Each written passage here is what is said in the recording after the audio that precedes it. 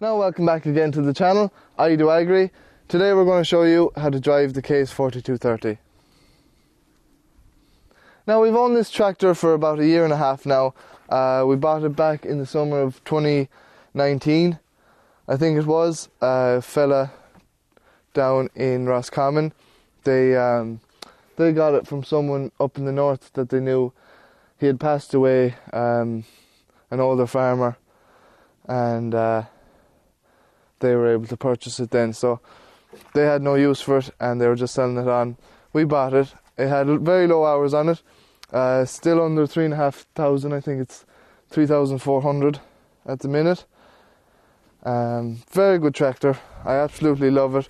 It's done all sorts of foddering for us. It's doing all the silage work, all the mowing, everything. It has done a power of work since we got it.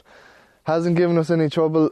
There is some issue now with the hydraulic pump, I think, but I'll have to have a look at that still when I go to service it.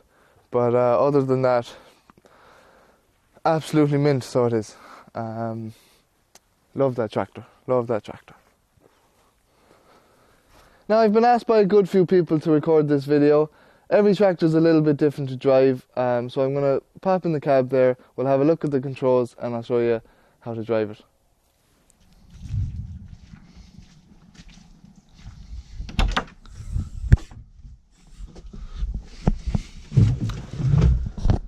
Now inside the cab we have a steering wheel in front of us and the pedals down at the bottom, clutch to the left, the brake in the middle, and our accelerator pedal there on the right. You can split the brakes if you remove that pin, and you can do a bit of skid steering by just braking one side. I'll just put that back. Behind the steering wheel then we have the shuttle shift lever, so if you put your clutch down you can put the gearbox into forward or into reverse there. Put it back into forward. To the right then you have your hand throttle, and this you can just set a specific RPM for your engine. If you're doing field work, if you have any sort of attachment with the PTO on the tractor, and you just want to travel at a consistent speed and you want the engine revving at a consistent rate as well. So that is directly connected to the foot throttle, but of course the foot throttle springs back to idle and that doesn't. Just below that then you have your ignition switch. To the left you can turn it on and it'll show you your hours. Middle is off, and to the right is your standard tachometer and your fuel gauge and your temperature gauge and all your lights up there. So we'll turn the engine on. You want to pull the stop knob down, you want to put your clutch down and turn the ignition. Then that's idling. Give it a few revs. Or you'll see now how the hand throttle works. And then you pull to stop. Back there in the middle, take your key out. Then just the buttons on the dash. We have the work lights here for the front and the rear work lights, and on the other side we have the indicator stock, and that has the horn on the end of it. There's the windscreen wipers and the windscreen wash on the second button there, your low beams and your high beams, and your hazard warning lights. So that's everything there on the dash. To the right then you have your control panel with all the levers. Towards the front of it you have the gear levers with your low range, neutral and high range, and then you have your gears 1 to 4. So you have 1, 2, 3, 4 neutral, and in this tractor you have 8 gears in forward and reverse. Due to the shuttle shift, you have your low and high 1, 2, 3, 4 in each gear. So it is very handy. I do like the shuttle shift. Then just behind it we have our joystick lever. Many people have noticed and pointed out in the videos how awkward this looks and is.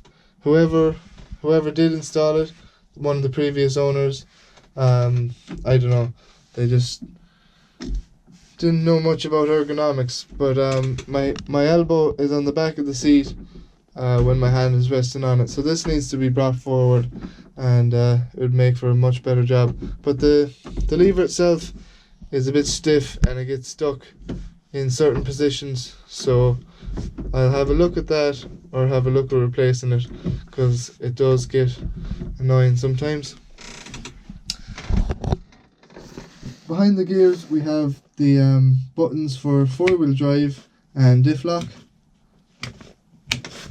Now towards the back here we have a whole load of levers. So this big one is for lifting up your rear linkage. If you have any implement attached on the back of the tractor, you're lifting it up with that one. This one is for your draft control. We don't do any draft work, so I don't have any use for that yet. This one here is for setting the speed of the lift. Then the yellow knobs are associated with the PTO. So this one you bring up slowly, and then you can slowly engage the PTO with that and turn it off as well.